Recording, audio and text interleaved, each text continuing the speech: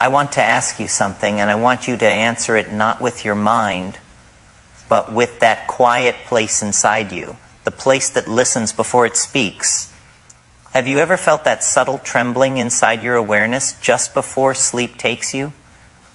That strange moment where you're not awake and not asleep, where the world is dissolving but you still remember your name?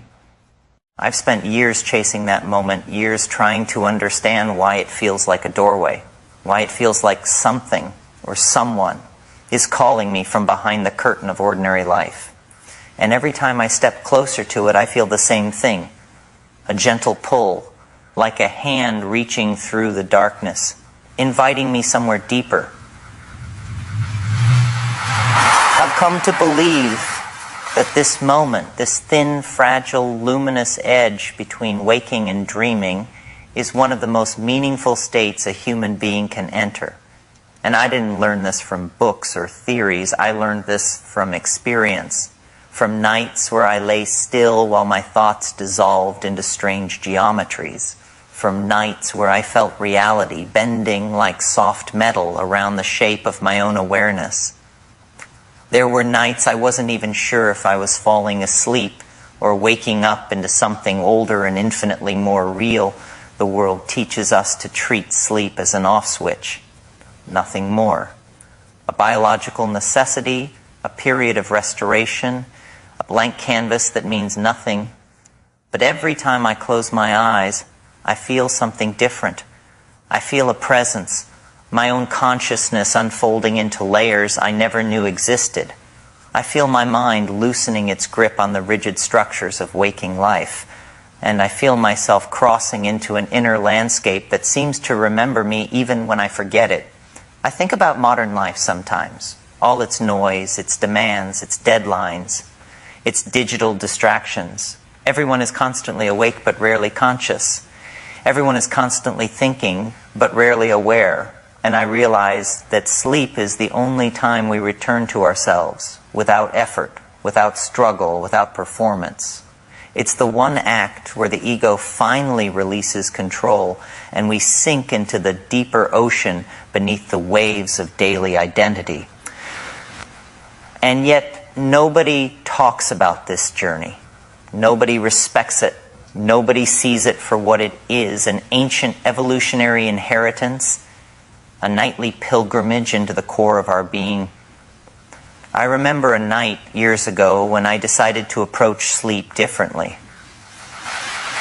So instead of collapsing into it like a tired animal, I approached it like an explorer approaching an uncharted continent. I lay still, almost ritualistically, and told myself, tonight I'm not just sleeping, I'm entering. And something shifted. I felt the walls of my awareness soften, the edges blur, the boundaries dissolve. Suddenly my thoughts were no longer thoughts, they were shapes, colors, vibrations. I watched them move like living organisms, forming patterns, dissolving, reassembling into new sequences. I felt like an archaeologist digging not into sand, but into consciousness itself. And that's when it hit me. My dreams were not random. They were not nonsense. They were echoes. Echoes from deeper layers of mind. Echoes from memories I never consciously lived. Echoes from the collective unconscious that holds the stories of humanity. My dreams spoke in symbols, not sentences. They spoke in metaphors, not logic. They showed me things I didn't know I knew. And in that moment I realized something that changed my life. My dreams were teaching me we live in a culture that worships waking life and dismisses everything else. But when I looked closely, I noticed something strange. Waking life is repetitive. It's structured, predictable, confined. But dreams are wild. Dreams are primordial. Dreams are the raw language of the psyche before society teaches it how to behave. And if waking life is the stage where we perform who we think we are, then dreams are the laboratory where we reveal who we truly are. Sometimes I dream of forests, vast, ancient, alive with some intelligence older than thought. And I've learned not to take them literally. The forest is not a place, it's a question, a symbol, a doorway. It represents the unknown parts of myself, the territories I haven't explored. Other nights I find myself in strange shifting rooms that look familiar but are never quite the same. Those rooms aren't places either. They're psychological spaces, containers for unresolved emotions, forgotten experiences, suppressed desires. And then there are dreams where I meet people I've never seen before, but somehow I know them, not their faces, their essence. I feel like I'm meeting archetypes, the mythic characters that live beneath the surface of human consciousness, the same ones that shaped ancient stories, religions, visions, and rituals. These dream beings speak to me not with words, but through presence. And when I wake up, I don't remember what they said. I remember what I understood. As I kept exploring these dreams, I started noticing something profound. My dreams were evolving, they were responding to me. When I approached them with curiosity, they opened. When I approached them with fear, they darkened. When I approached them with intention, they became lucid, coherent, meaningful. And that's when I realized I wasn't just dreaming. I was communicating with myself across layers of consciousness. The more I paid attention, the more I felt that dreams were not simply created by my mind. They were created with my mind. They were co-authored by something deeper, something wiser, something ancient. And every night, this deeper intelligence tried to reorganize the chaos of my day, like a cosmic librarian sorting through the endless books of my experience. I started noticing that my anxiety transformed in my dreams. When I was overwhelmed in waking life, my dreams absorbed the emotional charge and transformed it into imagery. A fear would become a storm. A worry would become a maze. A memory would become a character. And as I moved through these dream landscapes, something miraculous happened. The emotions lost their grip on me. They dissolved into symbolism. And the symbolism dissolved into understanding. It was then that I realized dreams are not just reflections. They're processes. They metabolize emotional energy. They reorganize psychological structures. They synthesize experience into wisdom. And I started feeling calmer in waking life. Not because I forced myself to be calm, but because my dreams were doing the work for me. One night I lay in bed and whispered an intention to myself, show me what I need to understand. And when I fell asleep, I entered a dream so vivid it felt like stepping into another dimension. I was standing on a shoreline, the sky shifting through impossible colors, the waves whispering in some language I felt but couldn't translate. And something inside me said, this is you, not the water, not the shore, not the sky. The whole scene, the entire experience was me. My mind projecting itself as a world, speaking to me in landscapes instead of sentences. Since that night, I've never approached sleep the same way again. I treat it as a portal, a nightly pilgrimage into the architecture of my own consciousness. I treat each dream as a message, each symbol as a code, each narrative as a map. And the more I surrender to this journey, the more I understand that the dream world is not separate from waking life. It informs it, shapes it, heals it. And as I kept surrendering myself to these nightly journeys, I started noticing how the boundary between my waking identity and my dreaming identity began to thin. I would move through my day with a sense of subtle continuity, as though some part of me was still listening to the echoes of the night. I felt a calmness that wasn't practiced or pretended. It was something that had risen naturally from the depth of those inner landscapes.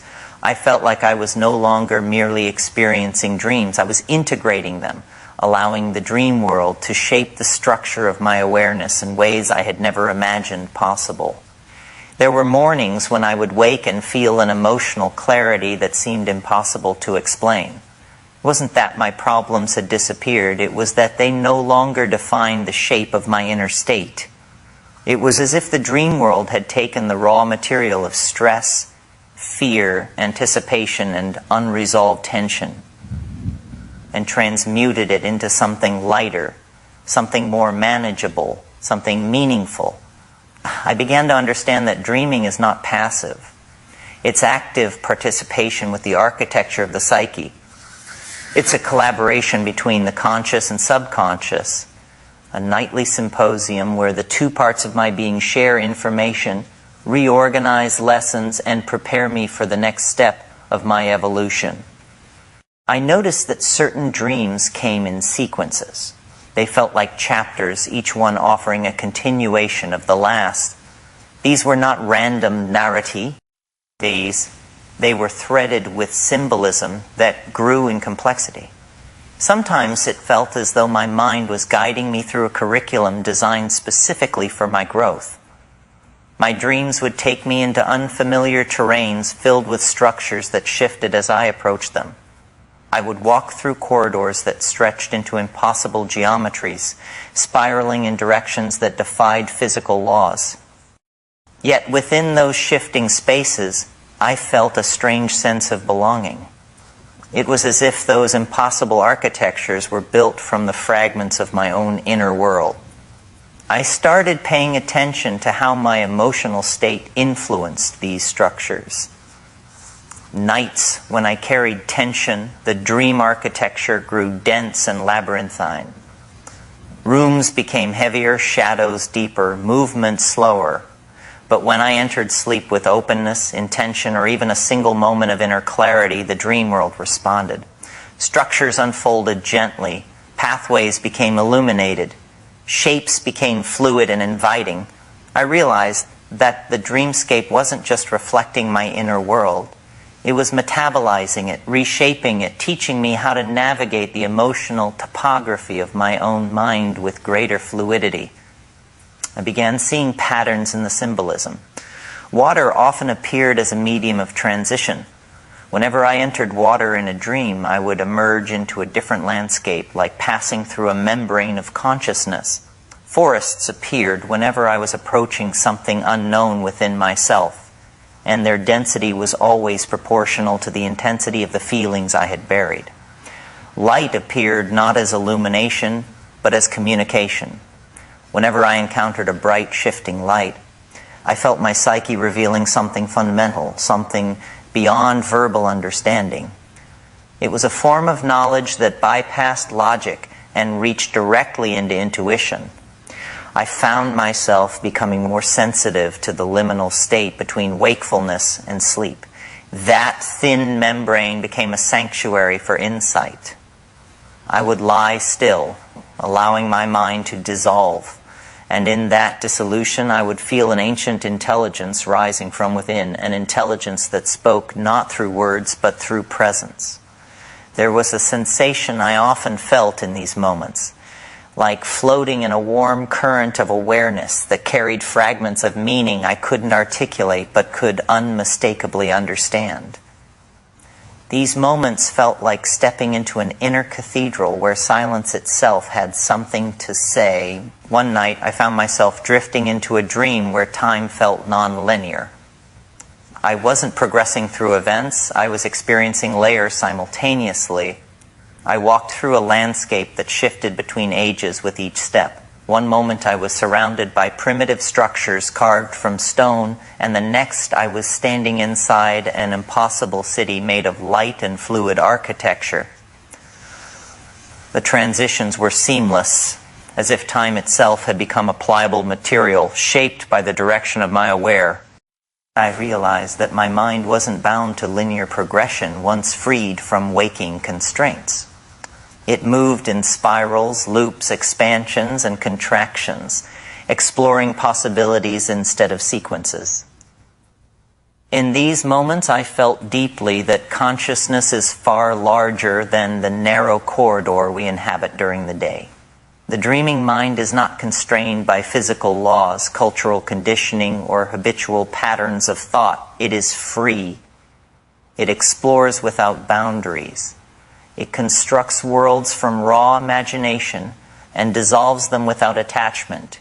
It is the purest form of creativity, ancient and unfiltered. The more I surrendered to this understanding, the more I recognized that dreams were revealing the full spectrum of my psychological potential.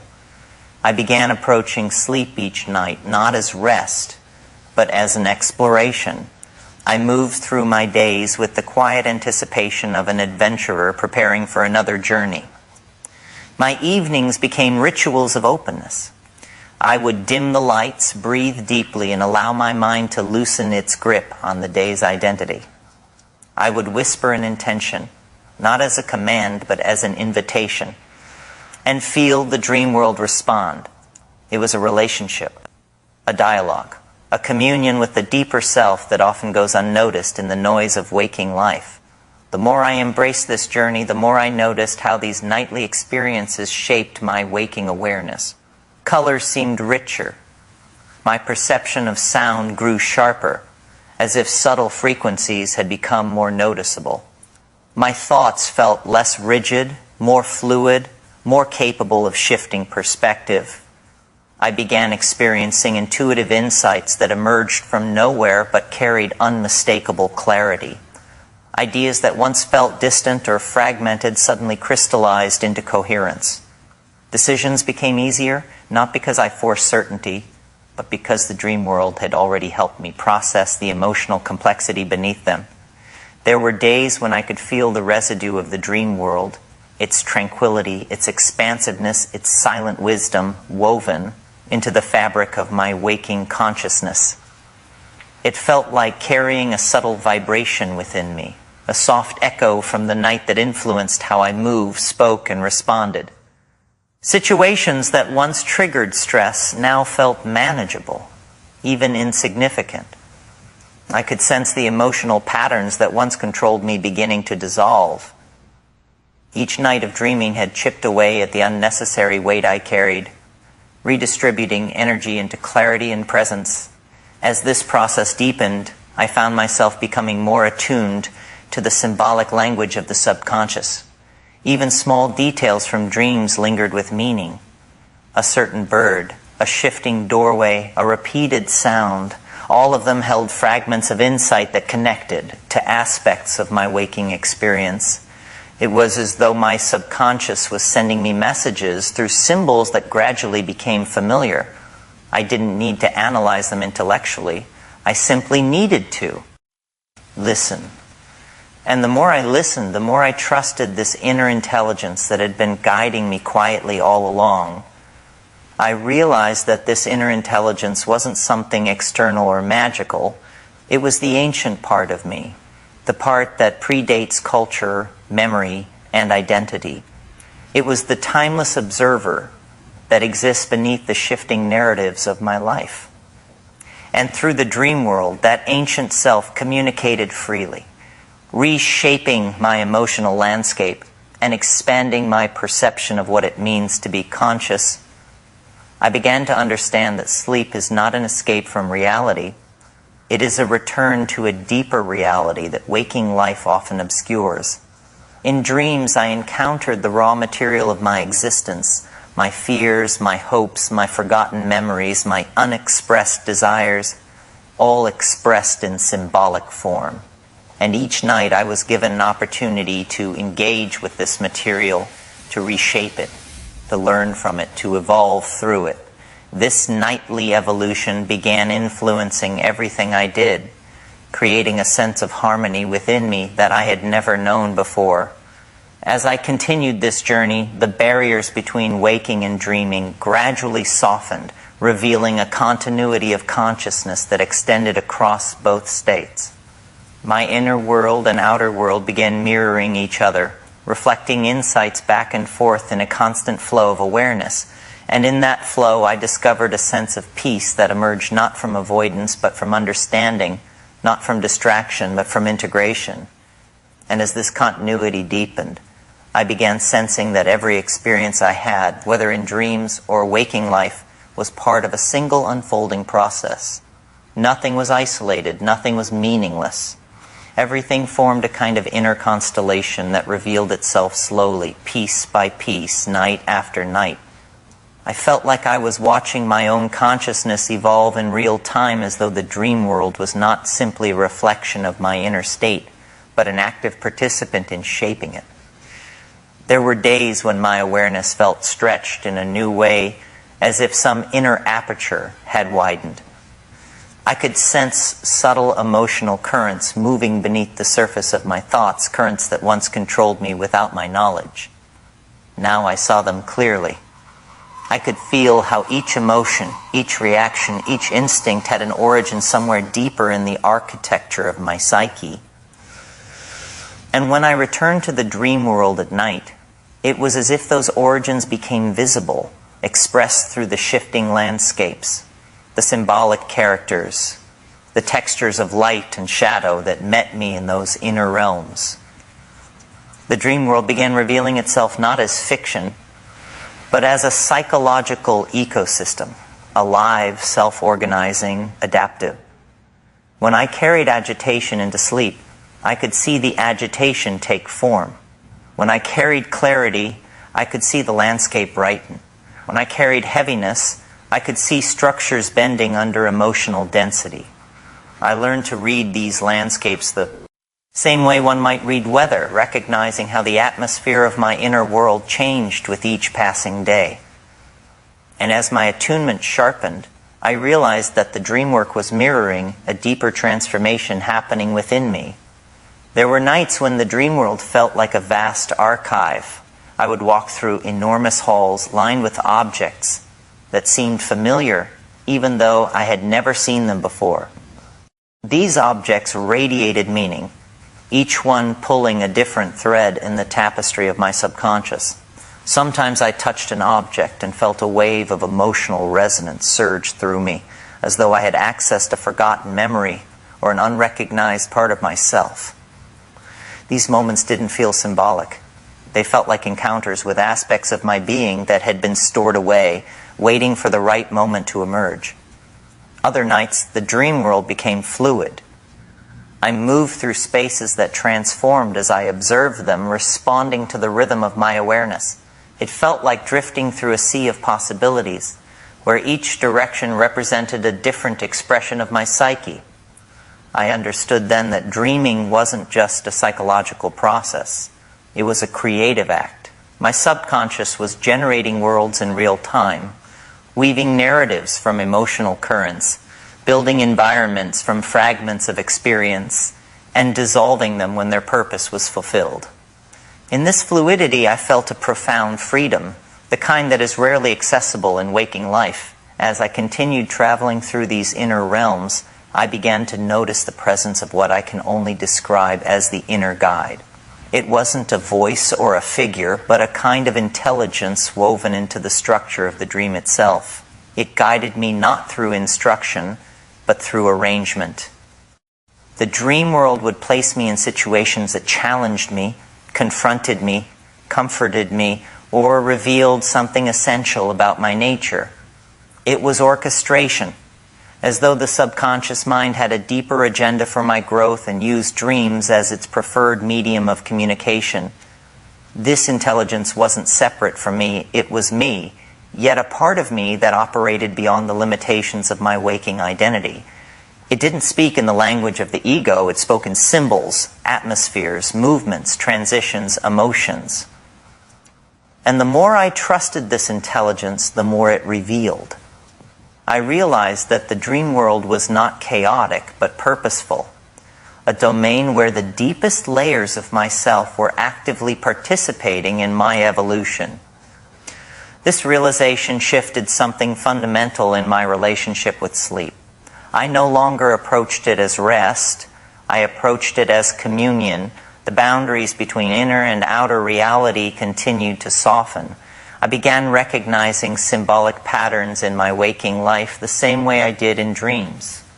Certain moments carried the texture of dream symbolism, an unexpected color, a repeated sound, a fleeting feeling that seemed to originate from a deeper layer of perception.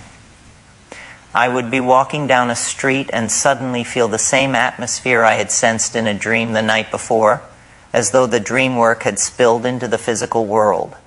These moments didn't feel uncanny or strange. They felt natural, like the world was expanding in multiple directions at once. I noticed that creativity began flowing through me effortlessly.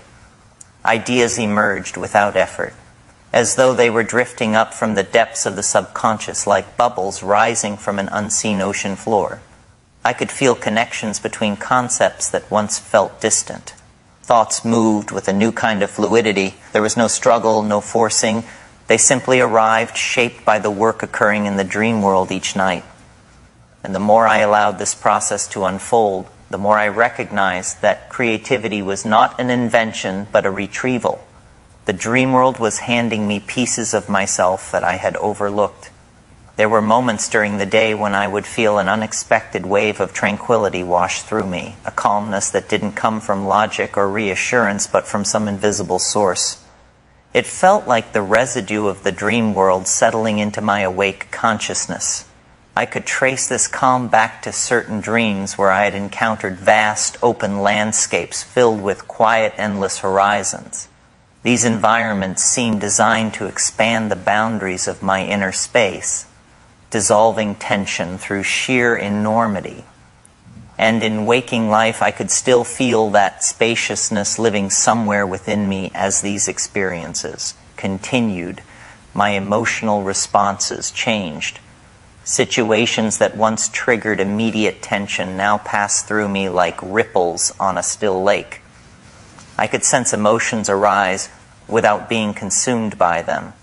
It was as if the dream world had taught my psyche how to process emotional energy more efficiently. I no longer held on to things with the same intensity. My inner world had grown broader, more flexible, more capable of absorbing experience without distortion. This emotional clarity felt like a natural extension of the dream work, as though each night was recalibrating my inner equilibrium. There were dreams where I found myself moving through ancient landscapes, places that felt older than history. These environments carried a kind of knowledge embedded in their structure, as if the stones themselves remembered something about consciousness that waking life had forgotten. Standing within those dream spaces, I felt aligned with a sense of timelessness, the same timelessness that underlies all human experience. These moments left an imprint, a subtle shift in my perception of identity. I no longer saw myself as a fixed being moving through time. I felt like a process unfolding within a larger field of awareness. This shift brought with it a new kind of freedom. I no longer clung to the narrative of who I thought I was.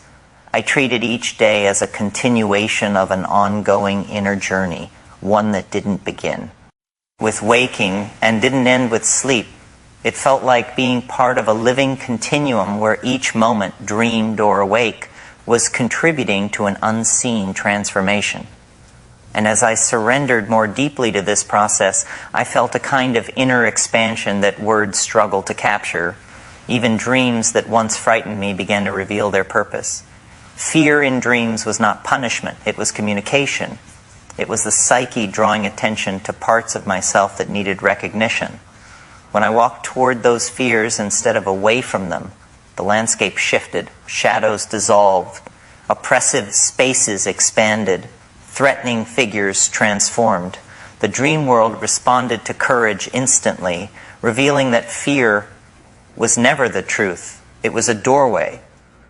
This realization filtered quietly into my waking life, transforming the way I approached challenges. I no longer avoided discomfort. I moved toward it, knowing it contained something essential. The deeper I went, the more I understood that dreaming is a form of self-navigation. It is the psyche mapping its own terrain, guiding itself through memories, emotions, and possibilities.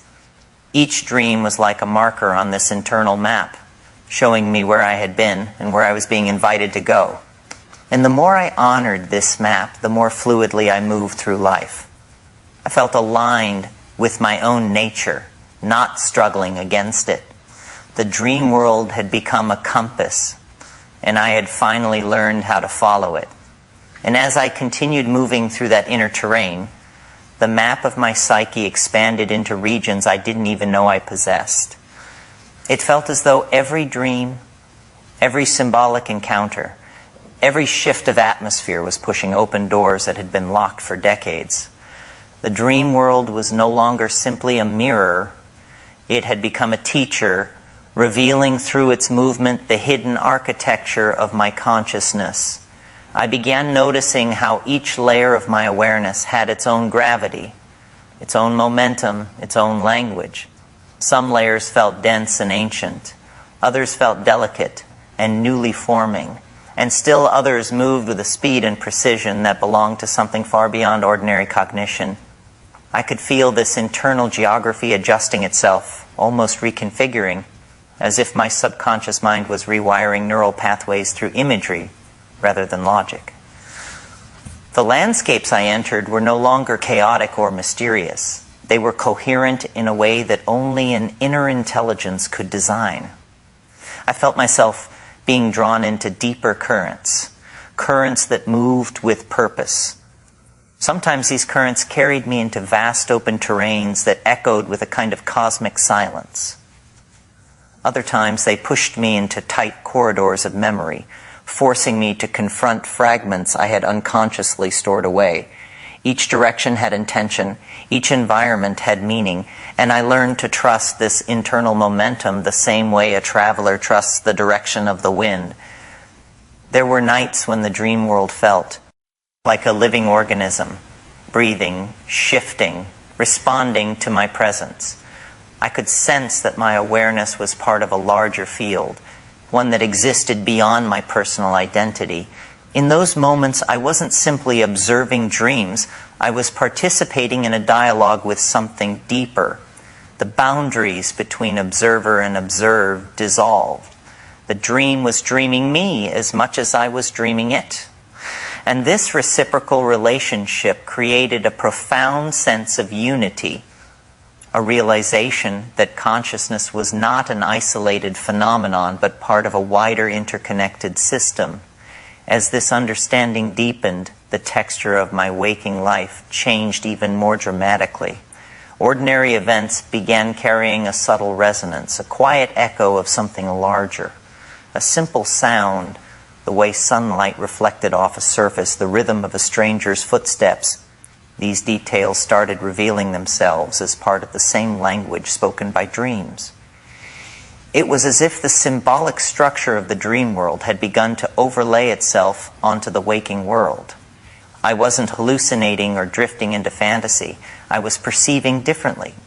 I was seeing the hidden correspondences between things, the underlying patterns that shape the way reality expresses itself. This shift gave my days a sense of fluidity and depth that had been absent before. I felt like I was living inside a multi-layered continuum, where the boundaries between night and day, inner and outer, self and world were permeable rather than fixed.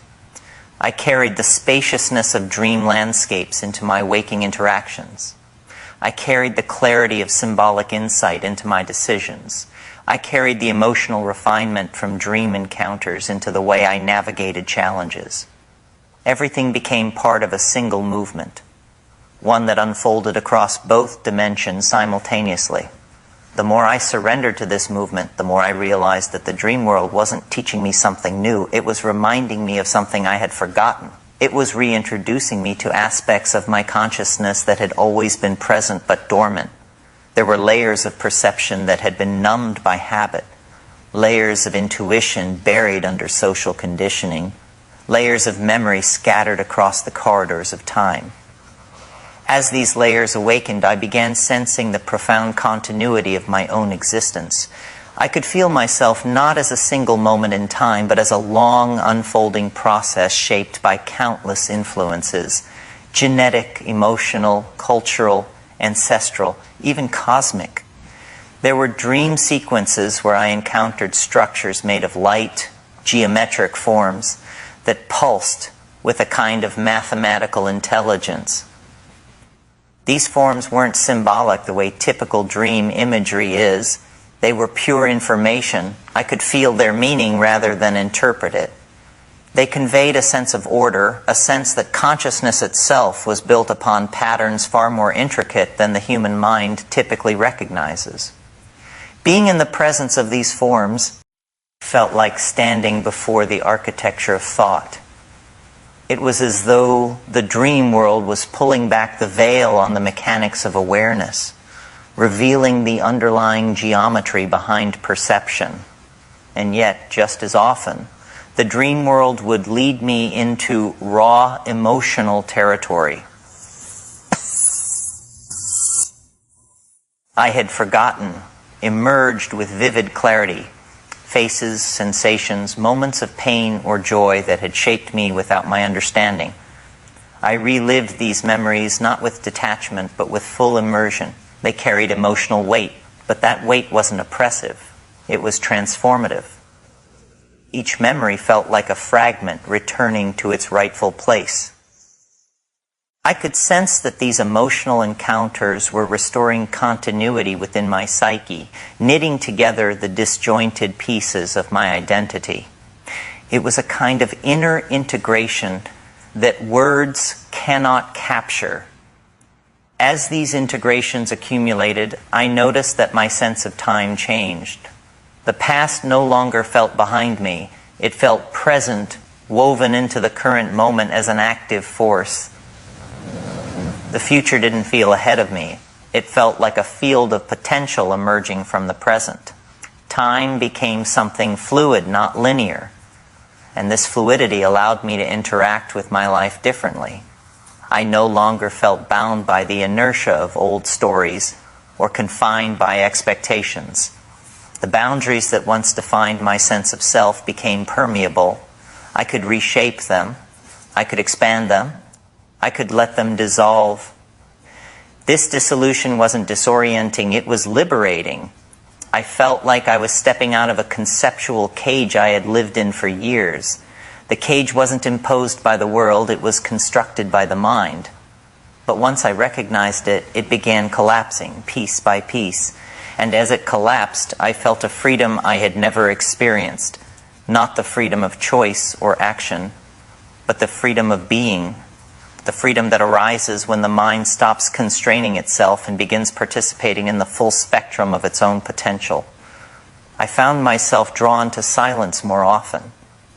Not out of avoidance, but because silence became a gateway. When I entered silence, I could feel the subtle layers of my awareness realigning. I could sense the continuity between my waking consciousness and the dream world. Silence became a bridge between dimensions. And through this bridge, insights flowed naturally, effortlessly. I understood that insight wasn't something the mind produced, it was something the mind received when it stopped interfering with its own deeper processes. This realization changed the way I navigated my inner life entirely.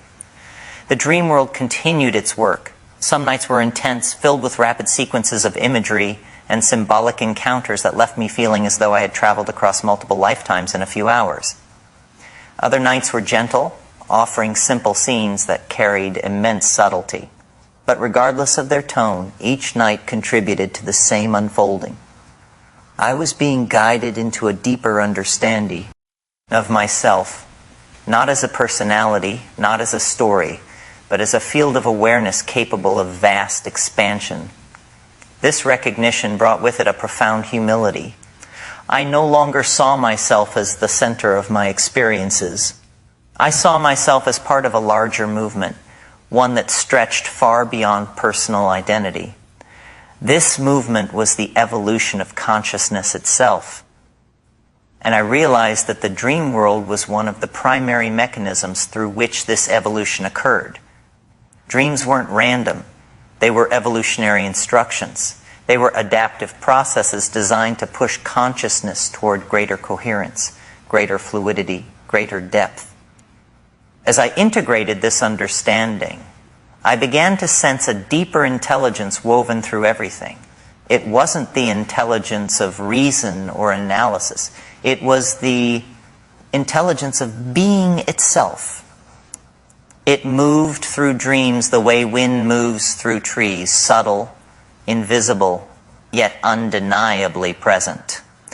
It shaped emotional healing, mental clarity, and creative insight. It guided inner transformation with precision, the way a river knows how to find the ocean. This intelligence was not separate from me.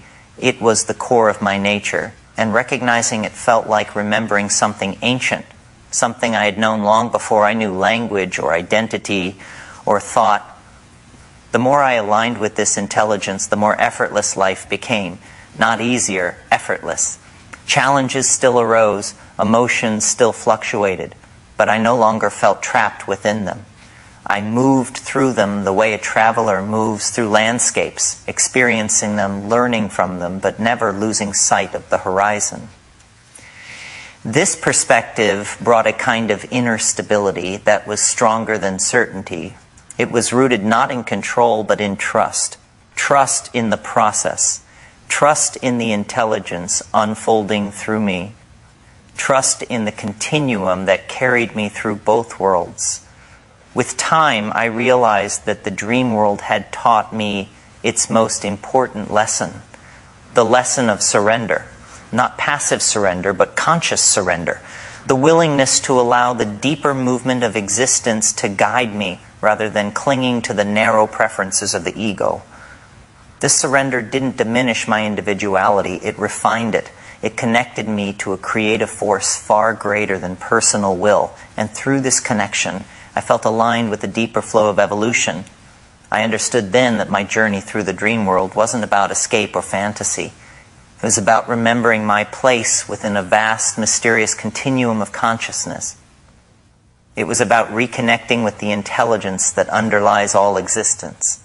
It was about awakening to the truth that the boundaries separating waking life from dream life are not walls, they are thresholds. In the end, what I discovered was not just the nature of my dreams, but the nature of myself. I realized that consciousness is not confined to the waking world, nor limited by the structures of identity. It is a living field, vast and self-organizing, capable of endless expansion. Each dream, each symbol, each fragment of inner experience was part of a greater dialogue, a dialogue between the finite and the infinite within me. And as I surrendered to this dialogue, I felt myself dissolving into the very process that created me. I became not the dreamer, not the dream, but the space in which both arise. And in that realization, I touched a depth of freedom that felt like returning home to something I had been searching for my entire life.